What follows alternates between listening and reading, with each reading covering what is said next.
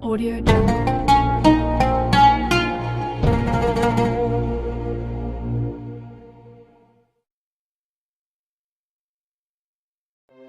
Kisah Nabi Idris alaihissalam di langit keempat. 1000 tahun setelah Nabi Adam wafat, bumi terbagi menjadi 4 wilayah besar dan manusia berbicara dalam 72 bahasa. Sungguh luar biasa, anak cucu Nabi Adam telah tersebar ke seluruh penjuru bumi. Pada masa inilah Nabi Idris hidup.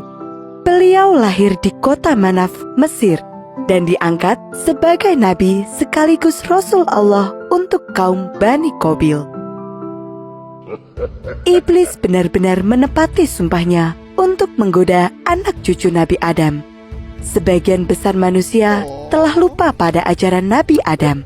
Mereka tidak lagi menyembah Allah SWT dan berganti menyembah kepada api, menganggap api sebagai dewa yang menjaga mereka. Suatu ketika, Allah memberikan ujian berupa kemarau panjang. Hujan yang tak kunjung turun membuat tanah mengering. Gagal panen terjadi di mana-mana.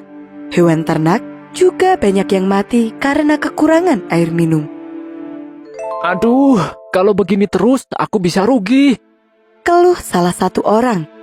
Sesaat kemudian, orang-orang mulai gaduh dan saling mengeluh. Tidak ada yang bisa mengatasi kesulitan itu. Mari kita berdoa kepada Dewa Api, meminta perlindungan, Teriak salah satu orang. Ajakan itu pun disambut oleh seluruh warga. Mereka berbondong-bondong menyembah kepada Dewa Api dan meminta agar segera diturunkan hujan. Wahai Dewa, turunkanlah hujan, Pinta para warga. Namun, hujan tidak juga turun, meskipun mereka telah berdoa berkali-kali. Semakin lama, kekeringan semakin parah. Nabi Idris pun mengajak kaumnya untuk berdoa dan memohon kepada Allah Subhanahu wa Ta'ala. Alhamdulillah, Allah mengabulkan doa Nabi Idris. Hujan pun turun dengan lebat, membasahi tanah-tanah yang kering. Sungai kembali terisi, pertanian kembali subur, dan tanah kembali menghijau. Sungguh Allah Maha Besar. Dalam kesehariannya, Nabi Idris selalu berhati-hati dalam berbicara, pendiam, berwibawa, dan sangat suka belajar. Allah memberikan karunia ilmu yang sangat luas kepada Nabi Idris. Ini adalah mukjizat yang diberikan kepada Nabi Idris. Beliau menjadi orang pertama yang memahami ilmu tafsir, hukum, serta ilmu astronomi. Subhanallah. Mukjizat berikutnya adalah kemampuan untuk menulis dan membaca. Nabi Idris adalah orang pertama yang bisa membaca dan menulis. Selain itu, Allah Subhanahu wa Ta'ala menurunkan 30 sohifah atau lembaran kepada Nabi Idris yang berisi petunjuk yang harus disampaikan kepada kaumnya, Bani Qabil, agar mereka bertaubat dan menyembah Allah.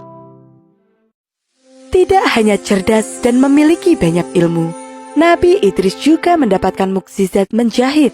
Beliau sungguh mahir dalam menjahit pakaian. Ketika jahitannya selesai, Nabi Idris akan memberikannya kepada orang yang membutuhkan tanpa meminta bayaran sedikit pun. Subhanallah, sungguh mulia sekali. Dalam 1 minggu, Nabi Idris menghabiskan 4 hari untuk beribadah kepada Allah dan 3 hari lainnya digunakan untuk berdakwah.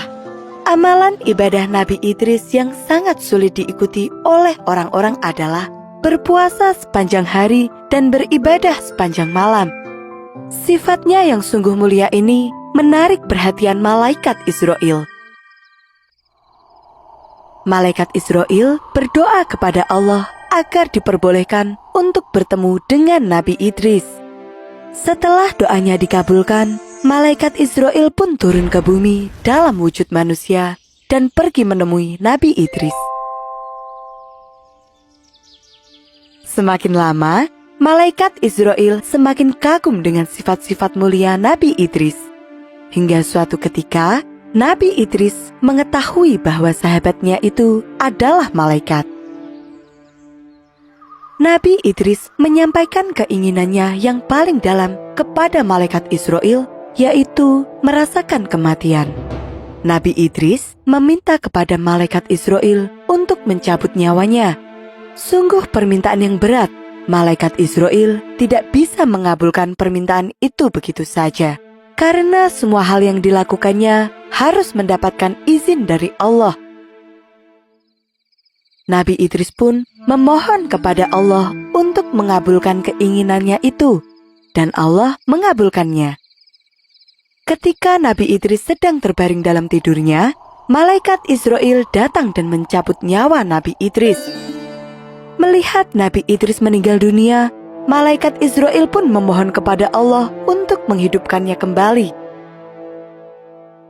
Subhanallah, Allah menghidupkan kembali Nabi Idris.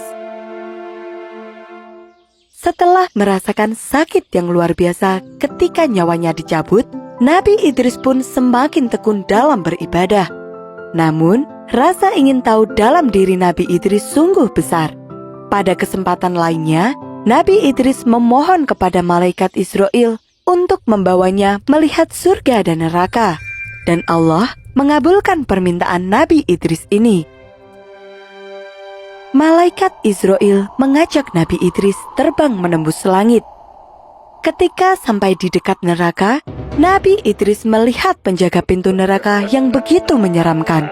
Tidak pernah terbayangkan sebelumnya betapa menakutkannya neraka itu.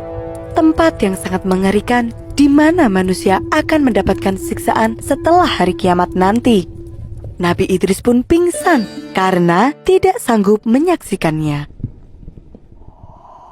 Setelah itu, malaikat Israel mengajak Nabi Idris mengunjungi surga. Di sana, Nabi Idris disambut oleh penjaga surga yang rupawan. Nabi Idris hampir saja pingsan lagi ketika melihat surga yang begitu indah. Subhanallah, surga tampak begitu menakjubkan. Mata air di sana sangat jernih. Ada sungai yang mengalirkan susu, madu, dan anggur. Ketika waktunya telah tiba, malaikat Israel memanggil Nabi Idris untuk mengantar pulang ke bumi. Namun, Nabi Idris merasa enggan meninggalkan surga yang begitu indah. Beliau pun berdoa kepada Allah untuk diizinkan tinggal di surga selamanya. Allahu Akbar, Allah sungguh mengasihi Nabi Idris. Maka Allah pun mengizinkan Nabi Idris untuk tinggal di surga. Nabi Idris menjadi nabi pertama yang diangkat ke surga. Dan kisah ini dibenarkan oleh Nabi Muhammad SAW. Ketika Nabi Muhammad mengunjungi neraka dan surga dalam peristiwa Isra Mi'raj, beliau bertemu dengan Nabi Idris di langit keempat. Nabi Muhammad bertanya kepada malaikat Jibril yang menemaninya, dan malaikat menjawab, Inilah Idris.